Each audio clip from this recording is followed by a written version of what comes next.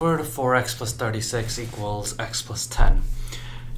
In these radical problems, one key is always to try to get rid of your rid of your square root.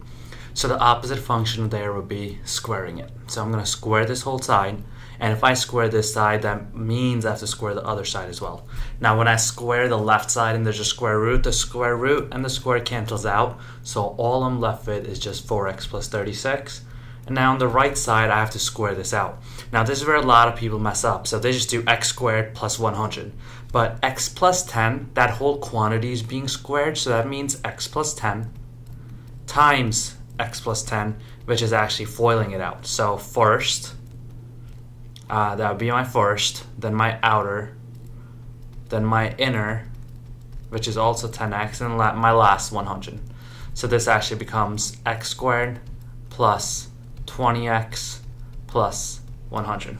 And now I have to solve for this. So let's combine our like terms. What I'm going to do is subtract 36 from here and subtract 36 from here. So that will leave me with 4x equals x squared plus 20x plus 64.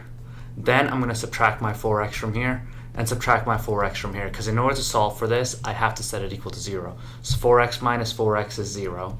0 equals x squared plus 16x plus 64. Now what I'm looking for is a number that goes into 64 but adds up to 16, and that's going to be 8. So 8 times 8, x plus 8 times x plus 8. And that equals 0, so now I individually set x plus 8 equal to 0, and I set the x plus 8 equal to 0 here, and if I solve for x, I get x to be negative 8, which is answer choice B. So whenever you have a square root, you want to get rid of that square root by squaring, which helps you get rid of that square root. Now, on the SAT, if you get stuck on a problem like this and you forget the proper way, this is the proper way of doing it, it is not the end of the world, and I've been saying this repeatedly. Try to get around the problem. Try to beat the problem if you can, and that's something you can definitely do in this one, and that's what's going to make you a better test taker. So check this out for sure. 4x plus 10, so I'm just rewriting the original problem, and now these are my answer choices. Answer choice A is negative 10. B is negative 8. I'm spacing them out for a reason so I can show you the work.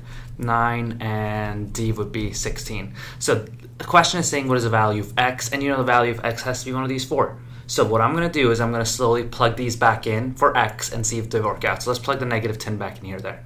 So negative 10 times 4 is negative 40, and negative 40 plus 36 is negative 4. I can't take a square root of a negative number, and negative 10 plus 10 is 0 on this side, and these don't work out anyway, so A is gone. Then I go to B. Now negative 8 times 4 is negative 32, and negative 32 plus 36 is positive 4, so square root of 4 equals negative 8 plus 10 is 2, and square root of 4 is 2, so 2 equals 2. I don't have to do anything else. I would stop right there. B would be my answer, because that's where the value of x works out. So if you can use the answer choices, use the answer choices.